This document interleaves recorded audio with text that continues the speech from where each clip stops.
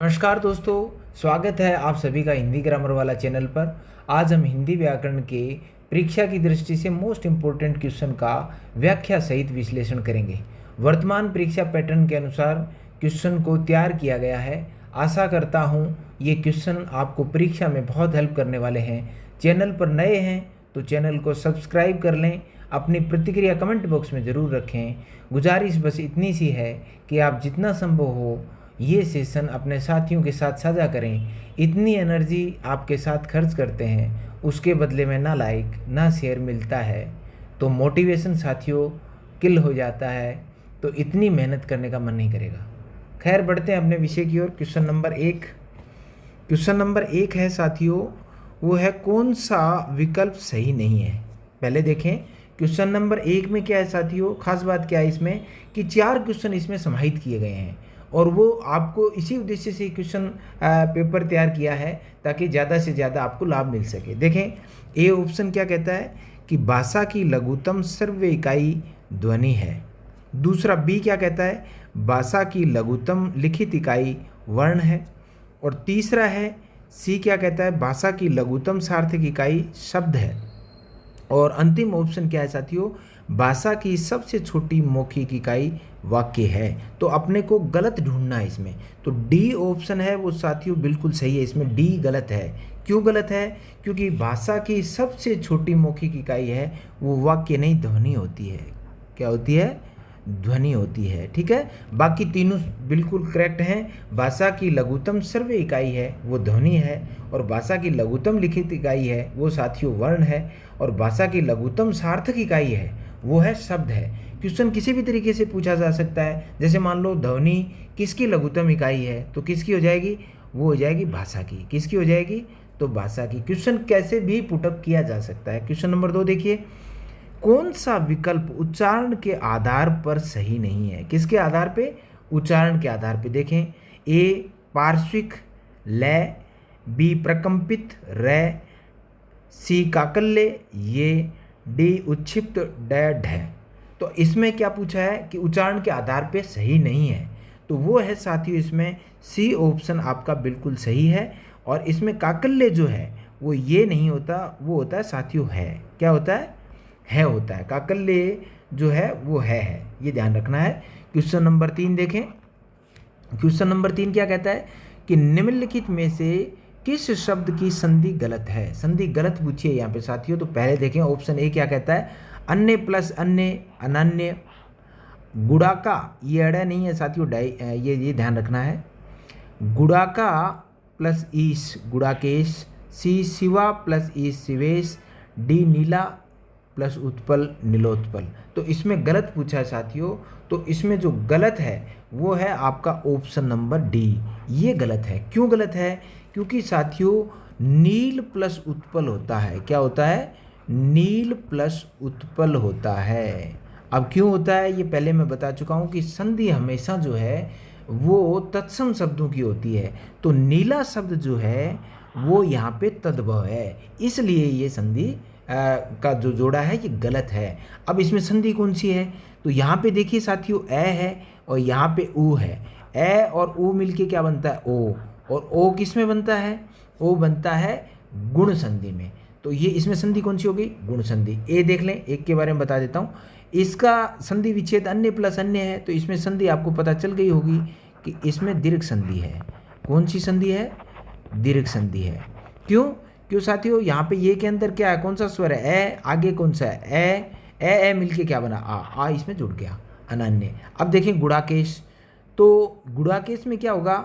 ये संधि बिल्कुल सही है। इसमें संधि कौन सी है? वो है गुण संधि। कौन सी है? गुण संधि है साथियों। कैसे कि इसमें भी क्या हो रहा है? यहाँ पे देखें, ये कै के अंदर क्या बचा? आ। आगे क्या है? ई। आ ई मिलके क्या बनता है? ए। किस में बनता है? गुण संधि में। आगे देखिए शिवेश। अब शिवेश सही क्यों है? शिव प्लस ईश क्यों सही नहीं है वो भी मैं आपको बता देता हूँ। शिवा का मतलब होता है साथियों पार्वती, और पार्वती का स्वामी कौन? वो शिवेश। और शिवेश कौन हो गए साथियों? यहाँ पे शिव जी। तो ये भी अपने को ध्यान रखना है। इसमें भी गुण संधि है, इसमें भी गुण संधि है। और नियम वही कि आ है यहाँ पे साथियों, आगे ई है, आ ई मिलके क्या बना? ए। ए किस में बनता है? वो गुण संधि बनता है। अब देखें क्वेश्चन नंबर 4, कौन सा विकल्प विसर्ग संधि का उदाहरण नहीं है? अपने को वो विकल्प ढूंढना है जिसमें विसर्ग संधि नहीं है। अब पहला ए अनन्य, दूसरा है अन्योक्ति, तीसरा है मनोज और चौथा है निरह। इसमें गलत पूछा है साथियों, तो वो उदाहरण जो उदाहरण नहीं है विसर्ग का वो है साथियों बी है, वो अपना इसमें सही रहेगा। कैसे देखें, पहले अनन्य की कर लेते हैं।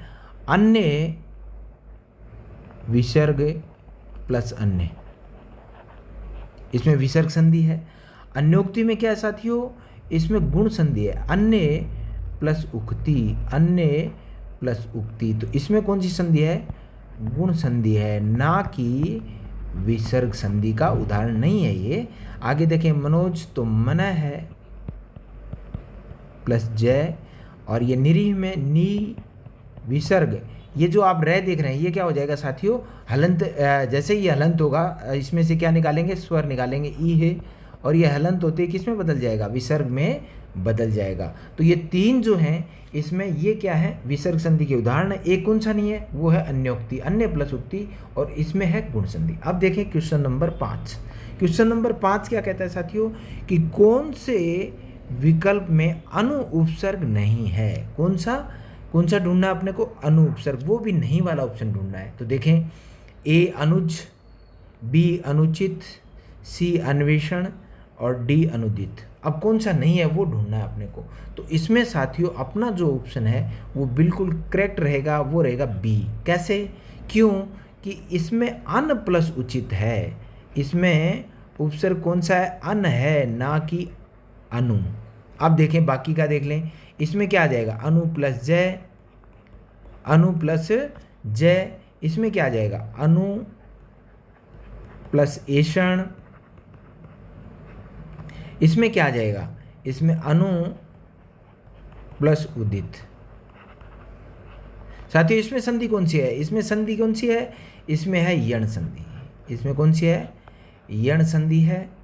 और इसमें जो है वो आपको पता चल गई होगी, इसमें दीर्घ संधि का उदाहरण है।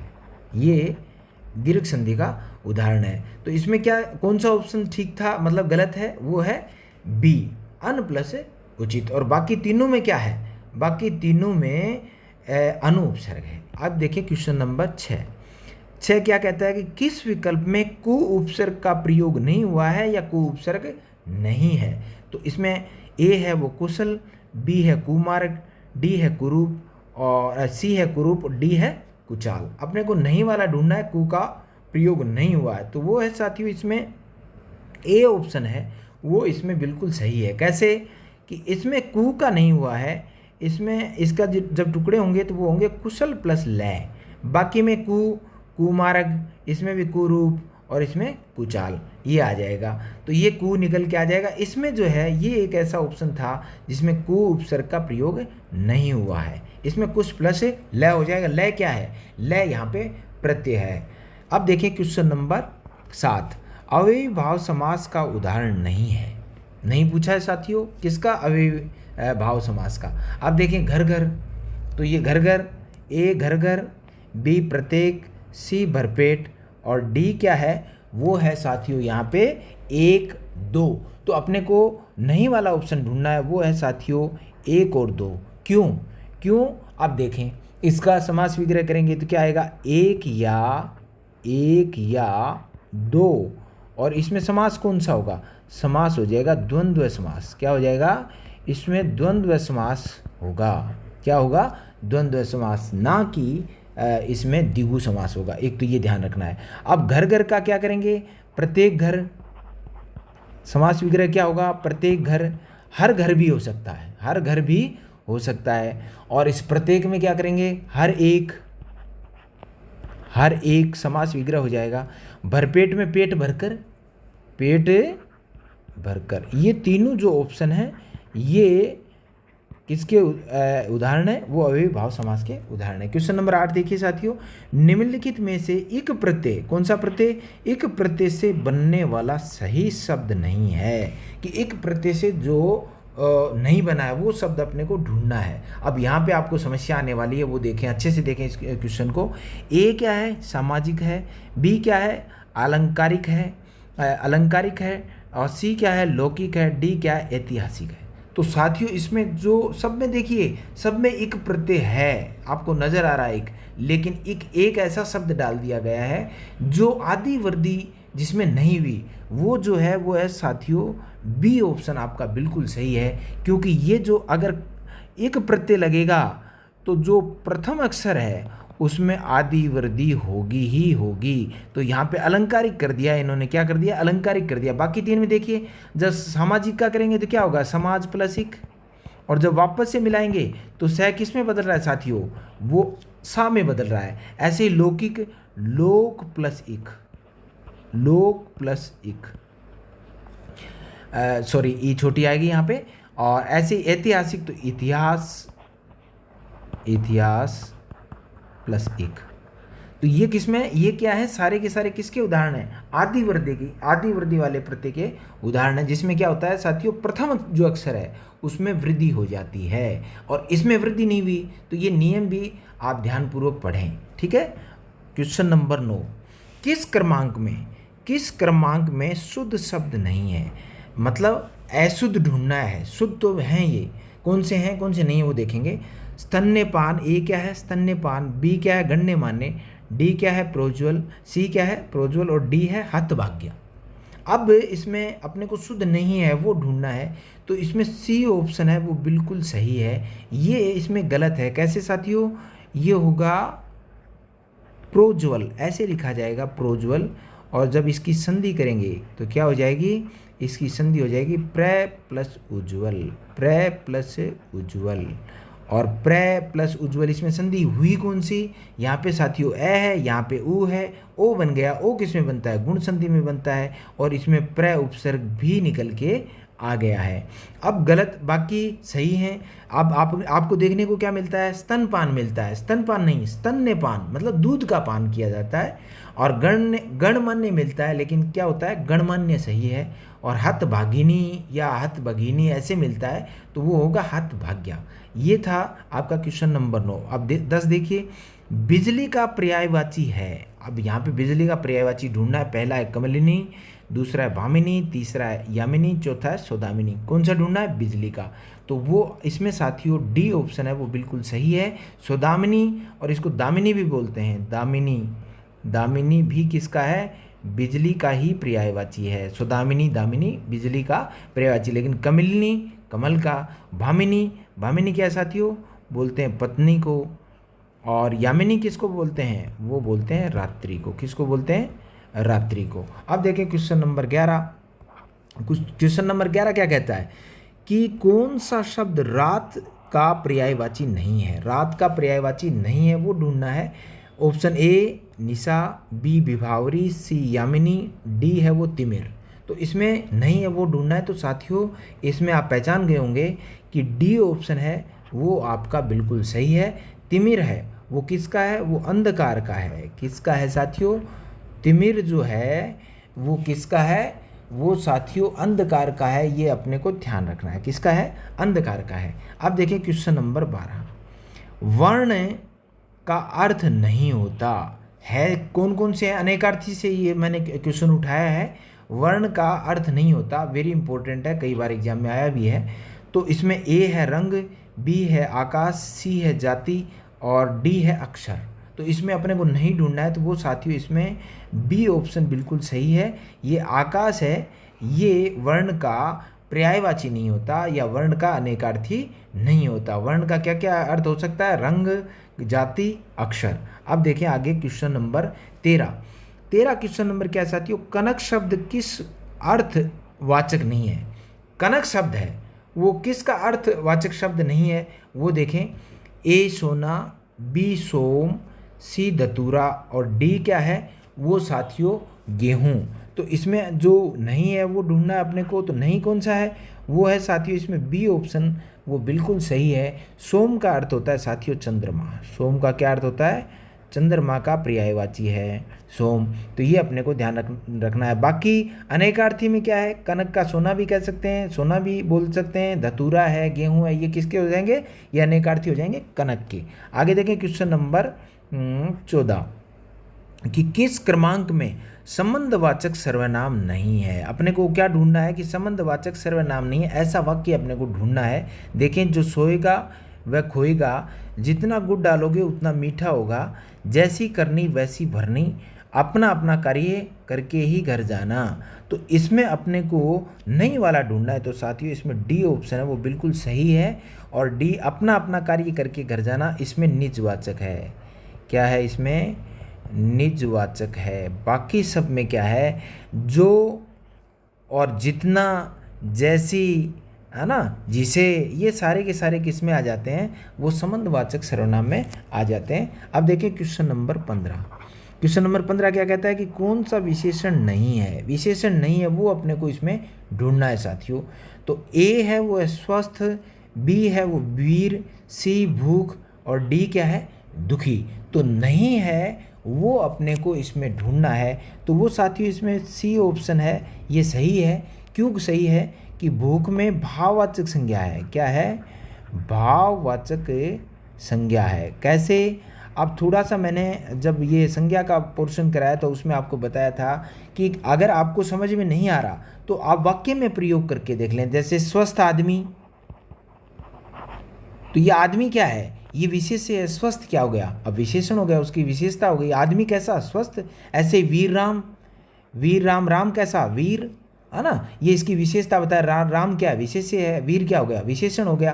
तो ऐसे अपन अलग कर सकते हैं वाक्य का प्रयोग करके। अब दुखी है, दुखी आत्मा, लेकिन दुख आत्मा थोड़ी कर देंगे, दुख आत्मा नहीं करेंगे। दुख इसलिए क्या है? दुख भाववाचक संज्ञा है। तो ये आप वाक्य को रख करके, वाक्य का प्रयोग करके या विशेष से रख करके आप आसानी से विशेषण को निकाल सकते हैं। ये भी ध्यान रखना है।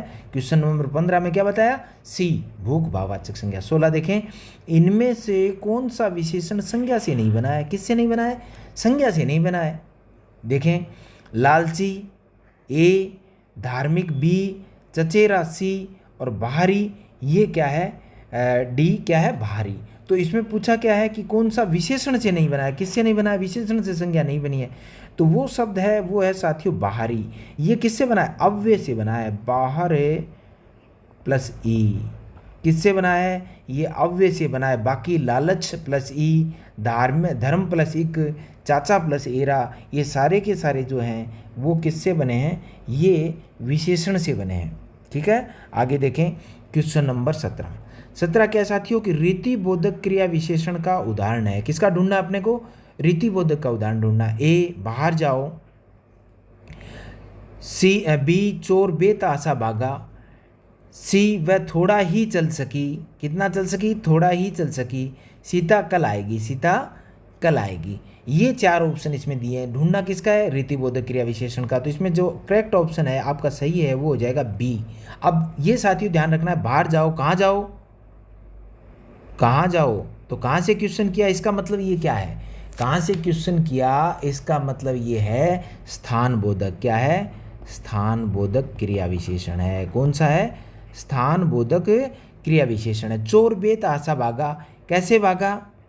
क्वेश्चन हमने किससे किया? कैसे भागा? बेतहाशा भागा। ये ढंग, सलीका, तरीका, रीति रिवाज किस में आ जाएंगे? ये रीति बोधक क्रिया विशेषण में आ जाएंगे। किस में आ जाएंगे? रीति बोधक क्रिया विशेषण में आ जाएंगे। वह थोड़ा ही चल सकी, कितना चल सकी? कितना, कितना, कितनी से क्वेश्चन करोगे तो वो परिमाण बोधक क्रिया विशेषण में आ जाएगा। किस में आ जाएगा? परिमाण बोधक क्रिया विशेषण में आ जाएगा। सीता कल आएगी, कब आएगी? ये कब से क्वेश्चन करेंगे। अगर उत्तर मिलता है तो इसका मतलब इसमें साथी होगा वो आपका हो जाएगा काल बोधक क्रिया विशेषण। क्या होगा? काल बोधक क्रिया विशेषण। अब आगे देखें क्वेश्चन नंबर 18। सचिन ने छक्का लगाया। सचिन ने छक्का लगाया। तो इसमें क्रिया पूछ लेता हूँ कौन सी क्रिया है। तो इसमें क्रिया है वो साथियों है सकर्मक। सकर्मक में मैंने बताया था ने पर सर्ग लगने पर सकर्मक क्रिया हो जाती है। सचिन ने छक्का लगाया। वाक्य में पूछा क्या है? वाक्य में उद्देश्य पूछा है साथियों। क्या पूछा है? उद्देश्य पूछा है। अब उद्देश्य होता क्या है? उद्देश्य जो वाक्य में जो कर्ता है वो उद्देश्य है और जो क्रिया है वो क्या है? विधेय है। तो इसमें उद्देश्य कौन हुआ? इसमें उद्देश्य हुआ सचिन और विधेय कौन हुआ? वो हुआ क्रिया। ठीक है, तो इसमें अब ढूंढना क्या था अपने को कि कौन सा है? तो सचिन छक्का लगाया, इनमें से कोई नहीं। तो अब पता चल गया होगा आपको कि उद्देश्य पूछ रहा है, तो उद्देश्य इसमें ऑप्शन अपना कौन सा हो जाएगा, ए ऑप्शन बिल्कुल इसमें सही होगा। अब देखें 19 नंबर क्वेश्चन, किस विकल्प में तत्सम शब्द है। अपने को पूछा क्या है कि तत्सम शब्द किस विकल्प में है, तो वो देखें, ए वाणी, बी जुग, सी लखन, डी साक्षी। तो इसमें जो करेक्ट ऑप्शन है वो है साथियों डी, ये साक्षी है, ये क्या है, तत्सम है, और इसका तद वो होगा, वो हो जाएगा साखी। क्या होगा, साखी। और लखन का लक्ष्मण हो जाएगा साथियों, लखन का क्या हो जाएगा, लक्ष्मण हो जाएगा। और जुग का क्या होगा साथियों, वो हो जाएगा युग हो जाएगा। और वाणी का क्या हो जाएगा, वाणी हो जाएगा। ये मैंने आपको बता दिया क्वेश्चन नंबर 19। 20 देखें, मेरा विचार है कि वह भला आदमी है, आश्रित उपवाक्य का कौन सा भेद है। मैंने ये नहीं पूछा कि वाक्य का भेद नहीं पूछा इसमें। अगर वाक्य से पूछा जाए वाक्य में कौन सा भेद है, तो आप इसमें क्या बताएंगे, मिश्रित वाक्य बताएंगे। किसमें बताएंगे, मिश्रित वाक्य। लेकिन ये मिश्रित के 3 पार्ट होते हैं साथियों, संज्ञा उपवाक्य, विशेषण उपवाक्य, क्रिया विशेषण उपवाक्य। तो उस उपवाक्य से मैंने आपसे ये क्वेश्चन है वो पूछा है। तो मेरा विचार है कि वह भला आदमी है, तो पहला ऑप्शन क्या है साथियों, संज्ञा उपवाक्य, दूसरा है विशेषण उपवाक्य, तीसरा है क्रिया विशेषण उपवाक्य, और चौथा है सर्वनाम उपवाक्य। अपने को उपवाक्य का भेद ढूंढना है, तो इसमें सही ऑप्शन है वो आपका साथियों होगा ए, संज्ञा उपवाक्य। अब संज्ञा उपवाक्य की पहचान क्या है साथियों, कि इसमें की या तो से जुड़े हुए वाक्य आपको मिल जाएंगे, की या तो से। तो इसमें किससे जुड़ा है, ये की से। तो ये क्या है, संज्ञा उपवाक्य है। और विशेषण में जो, जिसने, जिसे, ये अगर मिल जाए तो इसका मतलब क्या है, वो विशेषण उपवाक्य है। और क्रिया विशेषण जो उपवाक्य है, क्या है, क्रिया विशेषण उपवाक्य है, उसमें साथियों जब, तब, है ना, यदि, जहाँ, है ना, जिधर, क्योंकि, ये अगर मिलते हैं तो वो क्या है, क्रिया विशेषण है। वो क्या है, क्रिया विशेषण है। सर्वनाम उपवाक्य तो कुछ होता ही नहीं है। तो मतलब कहने का मतलब इसका पार्ट नहीं है, ये 3 ही पार्ट होते हैं आश्रित उपवाक्य। कितने, 3 पार्ट होते हैं। एक साथियों मिश्रित वाक्य में प्रधान उपवाक्य और दूसरा उसमें क्या आता है, आश्रित उपवाक्य भी आता है। तो ये थोड़ा सा ध्यान रखें। अब आज का सफ़र यहीं तक, फिर मिलेंगे एक नए सेशन के साथ। स्वस्थ रहिए, मस्त रहिए। जय हिंद, जय हिंद।